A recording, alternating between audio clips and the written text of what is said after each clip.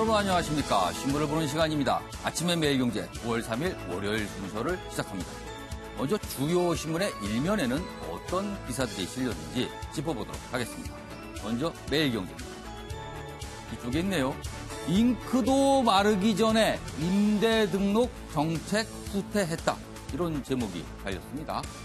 다주택자 등록 장려해 놓고선 김현미 국토부 장관이 주말 사이 이런 얘기를 했죠.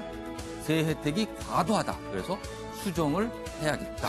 이렇게 밝혔습니다. 그런데 문제는 임대 등록을 장려하는 정책이 지난해 12월에 나왔습니다. 8개월 정도밖에 지나지 않았는데 다시 수정이 되는 겁니다. 이에 대한 논란이 좀 있습니다. 뒷부분에서 좀 보겠습니다. 다음 신문 보시죠. 중앙일보입니다. 정의용 서훈 5일 당일치기 북한 방문 특사 이야기입니다. 특사단 5명 1차 방북 때와 동일하다. 어제 특사단 면면을 공개했습니다. 남북 정상회담 날짜 확정될 것이다. 앞서 3월 특사는 1박 2일 일정이었는데 이번에는 하루만 갔다 옵니다. 다음 신문 보시죠. 한겨레 신문입니다. 나토, 캐나다, 일본 공통점은요. 미국의 동맹입니다. 그런데 동맹 때리는 트럼프. 미국의 이해관계에 따라서 동맹조차도 내팽개치는 그런 모습이다. 이렇게 지적을 하고 있는데요. 납타 깰 수도 캐나다에는 협박, 정상회담 앞둔 일본엔 FTA 압박, 국제 질서 뒤흔드는 미국의 제1주의. 최근에는 세계무역기구 WTO 탈퇴 가능성까지 언급을 했습니다. 문제는요, 공통점이 또 있습니다. 트럼프 대통령이 왜 이러는지. 다 돈과 관련된 문제입니다. 돈 앞에선 동맹도 없다. 이런 신호인가요? 다음 신문 보겠습니다. 이번엔 동아일보인데요. 노인은 외출이 무섭다. 우리나라가 이미 고령사회에 진입했습니다. 전체 인구의 14% 이상이 65세 이상입니다. 고령입니다. 그런데 낙상드로 인한 노인 골절 환자 진료비 급증하고 있다. 그러니까 우리 사회 인프라가 노인들에 대한 배려가 매우 부족하다. 이런 걸 지적하고 있습니다. 자, 오늘 저와 함께 신문을 보실 네 분 소개해드리겠습니다. 먼저 조은갑 MBN 해설위원 나오셨고요. 양문석 공공미디어연구소 이사장, 그리고 김윤철 경희대 교수, 윤기찬 변호사 나오셨습니다. 안녕하세요. 안녕하세요. 제가 이동을 해서 1시간 동안 본격적인 신문 보기 시작해 보도록 하겠습니다. 먼저 북한 그리고 특사단 이야기부터 시작합니다. 1차 때와 동일한 특사단. 북한과 미국 사이의 묘수 찾기, 더 난해한 임무. 주목되는 표현이네요. 묘수를 찾아야 될 상황이다. 그리고 임무가 더 난해해졌다. 소개하고 있습니다. 내용을 좀 보면요. 서해 직항로로 방북 5일입니다. 5일 방북해서 남북 정상회담 일정 의제 등을 조율할 예정이다. 결과에 따라 폼페이오 방북 등 한반도 외교 이벤트에 영향을 준다. 그런데 우리 정부의 고민이 과연 어느 지점에 있을까요? 그 부분을 설명하고 있습니다. 남북관계 가속화할지 북미 대화에 보조를 맞을지 선택이 주목된다. 여기 보면요. 그 소식이 있습니다. 한반도 문제의 정통한 소식통. 경향신문이 하여튼 정통한 소식통을 인용을 했습니다. 그 소식통에 따르면 정부가 현재 국면을 돌파하고 대화 모멘텀을 유지할 수 있는 방안을 찾지 못할 경우, 그러니까 뭔가 돌파구를 뚜렷하게 마련하지 못할 경우 남북관계를 가속화할지 북미 대화와 보조를 맞춰야 할지 결단을 해야 할 상황이 올 것이다. 이렇게 전망하고 있습니다. 관련 기사 하나 더 보겠습니다. 특사단이 갑니다.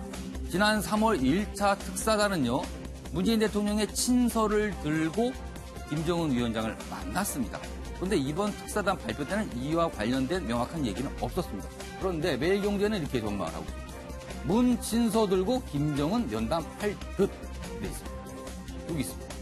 대북 특사단은 지난 3월 1차 방북 때와 같이 문 대통령 친서를 갖고 김정은 북한 국무위원장을 면담할 것으로 보인다. 이 내용은요, 정부 발표가 아니고요. 일단 언론의 돈만. 자, 정우갑 위원님. 특사단이 어제 5명의 몇 명이 공개됐습니다. 1차 때와 똑같습니다. 그리고 일정은 1차와 달리 하루로 줄었습니다. 자, 이것의 의미는요. 그렇다면 북한과는 어느 정도 특사단 그 면면들이 신뢰관계를 쌓고 있다. 이런 의미가 될까요? 아니면 다른 의미가 또 있을까요? 그렇게 봐야 될 것 같습니다. 그러니까 1차 지난번 이제 특사단이 가서 정상회담 일정 등에 대해서 이제 원만히 문제를 풀어가지고 왔고 또 이번에도 2차 특사단에 대해서 여러 가지 뭐 의장단 구성을 누가 할 것인지 해석이 있었습니다만은 지금 상황에 대해서 정부는 어쨌든 지난번 1차 북한에 방문한 특사단이 상당히 신뢰를 쌓았고 그리고 어떻게 보면 이번에 주제는 이미 거의 설정이 돼 있는 것이죠. 그리고 지금 특사단이 방북을 결정했다는 것은 그동안은 이제 물밑 접촉을 통해서 상당한 의제와 의견 접근이 어느 정도 이루어졌다라고 저는 이해를 합니다. 그래서 일정이 하루냐, 뭐 1박 2일이냐 여러 해석이 있습니다만 그 부분에 대해서는 저는 크게 중요한 것 같지는 않고요. 뭐 일정에 구애받을 정도로 남북 관계가 과거처럼 돌아가지는 않고 있다. 그렇습니다. 그리고 또 하나 지금 남북 관계냐 아니면 이제 북미 간의 이거 선택의 기로라는 해석들이 있습니다만 저는 그 부분에 대해서 크게 동의하지는 않습니다. 왜냐하면 어쨌든 북한의 비핵화라는 문제를 놓고 남북 간의 어떤 평화체제 구축을 위한 움직임을 계속 가는 것이거든요. 그러니까 그것이 별개를 놓고 볼 수 있는 사항은 절대 아닌 것이죠. 그렇다고 우리 정부가 지금 북미 간의 대화 과정에서의 비핵화를 둘러싼 움직임 이 부분을 도외시할 수 있겠느냐. 저는 그것은 상정하기 굉장히 어렵다고 보여집니다. 다만 최근에 이제 일단은 폼페이오 장관이 북한을 간다고 하다가 다시 그것이 추진되지 않은 것에 대한 해석들이 여러 가지 나옵니다. 그렇죠. 분명히 미북 간의 신경전은 굉장히 치열해지고 있다고 봐야 될 겁니다. 그렇기 때문에 정부가 직접 특사단을 보내서 돌파 카드를 여는 것인데 이달에 정상회담도 있습니다만은 비핵화에 대한 상세적인 어떤 로드맵 그리고 김정은 위원장의 과연 그렇다면 미국에 대해서 지금 어떤 상황이고 어떤 심정인지에 대한 메시지를 분명히 제시하고 갖고 와야 될 것입니다. 그 부분에 대해서 다시 또 미국에 가서 정우영 실장이라든가 좀 설명을 하면서 새롭게 기존에는 어디 해석을 했습니다만 촉진자 역할을 해서 지금은 정말 중재자로서의 역할이 대한민국이 굉장히 중요한 시점이거든요. 그 점에 대한 노력을 굉장히 기울일 것이고 저는 뭐 상당히 뭐 좀 이런저런 상황 속에서 한번 예의주시하면서 볼 필요가 있다 이렇게 보여집니다. 양무성 이사장께는 이 질문을 드리죠. 친서와 김정은 면담 얘기가 기사에 전망 기사가 있는데 진짜로 이번에도 문 대통령의 친서를 들고 김정은 위원장을 만날 것인가 아니면 친서 없이 김영철 통전부장 정도만 만나고 올 것인가 가능성은 어느 쪽에 있다고 보십니까? 저는 뭐 친서 없이 그 김정은 위원장을 만나기 어려울 거다 이제 그렇게 보는 겁니다. 현재 지금 북한이 고민이 깊어지고 있습니다. 미국 폼페이오의 방북 취소가 사실상 북한의 지지부진한 비핵화 절차와 진도가 아니라 미국이 중국을 견제하면서 일어났다고 판단하는 것 같습니다. 그렇기 때문에 미국이 중국에 대한 대책들을 어떻게 내놓고 중국이 어떻게 미국에 반응하느냐의 상황을 지켜보면서 북한이 현재의 입장을 정할 가능성이 높다. 그렇기 때문에 북한도 그럼 미국과 중국 사이의 그 관계에 대해서 지금 예의주시하면서 보고 있다는 거죠. 그렇죠. 그 6.12 북미 정상회담 직전에 트럼프가 취소 그렇죠. 그때도 5월쯤에 취소를 또 했습니다. 던졌을 때 북한이 그 다음날 바로 즉각적인 반응을 했었거든요. 그런데 지금 폼페이오 방북 취소 이후에 북한이 아직도 구체적인 입장을 내놓고 있지 않다는 일주일이 넘었는데도 반응이 없어요. 그렇죠. 이제 이 부분은 왜 이럴까? 이제 이 부분을 풀어내야 되는데 이건 결국은 중국과 미국과 중국 관계의 진척 상황을 지켜보는 북한의 입장. 근데 항상 북한이 벼랑 끝 전술이라고 많이 외교 전술을 우리가 그 네이밍했었는데요. 요즘은 미국이 벼랑 끝 전술을 자주 활용을 하고 북한은 벼랑 끝 전술을 펼치고 있는 미국을 뜨악하게 바라보는 이상하게 역전과 전술이 바뀌어 있다. 본인들이 썼던 그 벼랑 끝 전술을 미국이 쓰니까 그 큰 나라가 쓰니까 북한도 당황스럽다. 그러면서 결국은 미중 관계를 예의주시할 필요가 있다. 우리도 예의주시하지만 북한도 예의주시 중이다. 이렇게 분석할 수 있어요. 그럼 여기서요, 이 특사단과 관련된 영상 준비했습니다. 보고 이어가도록 하겠습니다. 특사 대표단의 명단을 발표하겠습니다. 특사 정의용 청와대 국가안보실장, 대표 서훈 국가정보원장, 천혜성 통일부 차관, 김상균 국가정보원 2차장, 윤건영 청와대 국정기획상황실장. 특사대표단은 이렇게 5명으로 구성됐습니다. 특사대표단은 5일 아침 서해 직항로를 통해 방북하고 임무를 마친 뒤 당일 돌아올 예정입니다.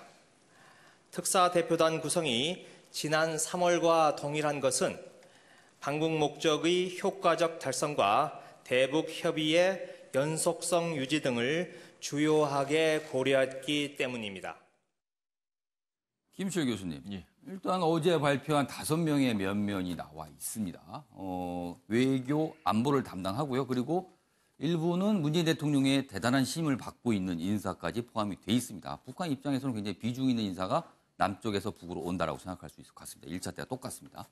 자, 그렇다면 이번에 특사단이 북한에 와서 어떠한 타협책을 가져올까요? 어떻게 보세요? 지금 뭐 특사단은 이제 입장을 이미 밝혔습니다만 그 지난 정상회담 당시에 약속했었던 뭐 이제 그 여러 가지 연락사무소부터 시작해가지고 이런 부분들은 이제 이행을 이제 구체적으로 좀 논의를 하겠다. 물론 먼저 제일 중요한 것은 정상회담 일정을 이제 확정하는 겁니다만 그래서 이제 그 하기로 했던 것들을 하면서 상황 자체가 좀 진척이 되어 간다. 그래서 북한 쪽으로부터 좀 자신들이 이제 명분을 갖고 있고 그래서 이제 좀 더 남북 관계라든지 이제 비핵화 부분의 속도를 좀 낼 수 있겠다. 이런 판단을 이제 제공하는 것이 가장 중요한 이제 혹시라도 비핵화, 목적이겠죠. 그러니까 미국이 가장 지금 문제 삼고 있는 비핵화 쪽에 진전이 없다라는 부분을 문제 삼고 중국과 함께 그 부분에 대해서 북한이 조금 더 진전된 어떤 내용을 내놓는 타협안, 이 가능성이 좀 있을까요? 저는 뭐 그러니까 예를 들어 미국이 좀 더 전향적인 조치를 취하면 뭐 비핵화 리스트라든지 뭐 이 부분들을 제시할 뭐 용의 정도는 있다라고 하는 어떤 의사 표명이 이루어질 가능성은 좀 있다고 보고요. 다만 이제 좀 그 걸리는 문제가 있는데 이게 시기가 약간 타이밍이 조금 미묘합니다. 그러니까 왜 그러냐면 이제 9일 이제 그 구구절 그 북한 이전에 정권 수립. 그 정권 수립 이 기념일 전에 북한이 상당히 전향적인 조치를 취하기는 쉽지 않거든요. 그러니까 굉장히 좀 센 척을 계속 해야 되는 상황입니다. 내부적인 문제 때문에. 뭐 저 중순에 정상회담 부분을 하려다 보니까 일정이 이렇습니다만 사실 타이밍은 구구절 끝난 직후에 특사단이 가가지고 뭔가 좀 이렇게 진척을 이룰 수 있었던 조건은 더 유리하지 않았을까 생각이 드는데 뭐 그것도 이제 뭐 또 마음대로 이제 되는 것은 아니고요. 이제 그 상대가 있는 거고 또 한편으로는 구구절을 지난 다음에 미국과의 그 여러 가지 좀 협의도 그러니까 이제 한국과 미국과의 그 협의도 조금 더 수월한 측면이 있었다 이렇게 있지 않았겠느냐 생각이 드는데 지금 며칠 상간으로 상당히 그 타이밍이 약간 미묘한 측면은 있어서 성과도 이제 있을 수는 있겠습니다만 그 부분이 상당히 좀 전향적으로 나타나기는 쉽지 않겠다 이런 생각이 듭니다. 지금 구구절 얘기를 하셨는데요. 하면 여기 달력이 있습니다. 9월 달에 외교 일정, 특히 이 한반도를 둘러싼 외교 일정이 굉장히 숨가쁘게 들어가거든요. 여기 보면 9월 5일 일단 특사단이 방북을 하고요. 구구절입니다. 북한 정권 수립일이죠. 그리고 11일부터 13일 러시아에서 푸틴 대통령이 동방경제 포럼을 엽니다. 그래서 각국의 정상들을 초대했는데 이번에 문재인 대통령은 참가하지 않습니다. 그리고 예상컨대 13, 14, 15, 지금은 14, 15로 표시했는데 요 두 날짜 14, 15에 남북 정상회담이 열리지 않을까. 그리고 폼페이오 장관의 방북 가능성도 있다. 이렇게 예측을 했고요. 그 다음 주로 넘어가게 되면은 18일부터 유엔 총회가 열립니다. 그리고 여기는 없지만 10월에 넘어가면 10월 10일이 북한 입장에서는 또 노동당 창건일이거든요. 그날도 또 굉장히 북한에서 중요한 날이에요. 이런 일정들이 쭉 있기 때문에 아무튼 숨가쁜데 윤기찬 변호사께는 이런 문제예요. 지금 중국 얘기가 잠깐 나왔습니다. 시진핑 중국 국가 주석이 북한을 방문하기로 했습니다. 그래서 많은 경우 지금까지는 구구절에 갈 것이라고 했어요. 그러나 중국은 날짜를 명확하게 얘기하고 있지 않습니다. 그래서 혹시 구구절을 피해서 가는 거 아닌가? 왜냐하면 미국을 의식해서. 이런 전망 나오는데 어떻게 보십니까? 뭐 시진핑 주석은 그 기간 동안에 예. 아마 아프리카에 있는 국가들을 초청해서 회담을 하는 것으로 일정이 잡혀 있는 것 같고요. 제가 볼 땐 시진핑 주석은 북한을 현재까지는 북한의 핵 문제를 아마 미중 무역 문제와 관련돼서 예. 지렛대를 이용하는 것 같아요. 그래서 그 구조를 피해서 갈 것 같고 이번 우리 특사단은 아마 저 미국의 메신저 역할도 겸해서 하지 않나. 가서 지금 미국이 요구하는 것은 핵탄두 60%를 반출해라 뭐 이런 요구를 했다는 거 아니에요? 예. 다만 북한은 그에 대한 응답 없이 바로 CNN 보도에 따르면 예. 평화협정으로 넘어가자 예. 이렇게 제의를 했다는 거예요. 예. 그러니까 간격이 너무 크니까 또 뭐 폼페이오가 갖다 빈손을 오면 국내 여론 또 좋지 않을 테니까 아마 우리나라의 특사단을 이용해서 북한에 설득을 하는 이런 작업을 하는 것 같고요. 지금 미국이나 북한이나 한국 전부 다 이해관계가 맞아떨어져요. 그래서 북한의 입장도 뭔가 돌파구는 찾아야 되는 입장이고 예. 미국은 또 10월 6일 날 선거가 있고 예. 뭔가 하여튼 성과를 내야 되는 입장이고 예. 한국도 남북 관계 개선 경협을 하려고 그러면 그렇죠. 뭔가 북미 관계가 진척이 돼야 되거든요. 예. 따라서 비핵화에 모든 게 달려 있기 때문에 예. 아마 문재인 대통령이 친서를 통해서 예. 관련된 구체적인 아마 설득을 하지 않을까 이렇게 생각을 합니다. 그 보니까 미국이나 우리 그리고 북한도 다 뭔가 성과를 내야 되는 시점입니다. 중국도 좀 그런 마음일까요? 뭔가 좀 성과를 내야 된다고 생각할까요? 중국 입장도 어쨌든 북핵 예. 문제 본인들이 보탬이 돼야 예. 미중 그 무역 협상이 진행이 되기 때문에 또 거기는 그 무역 그리고 관세 관련된 이슈가 또 예, 걸려 거기는 아마 그게 더 크게 작용할 것 같아요. 그래서 시진핑 주석 입장에서도 이번에 예. 보니까 뭐 그 대북 관련돼서 협조를 어느 정도 하는 듯한 모양새를 보이거든요. 예. 따라서 이번 특사단이 어느 정도 성과가 있지 않을까 저는 그렇게 기대를 하고 있습니다. 알겠습니다. 특사단 5일 갑니다. 아무튼 어떤 돌파구가 좀 나와야 될 텐데요. 지켜보도록 하겠습니다.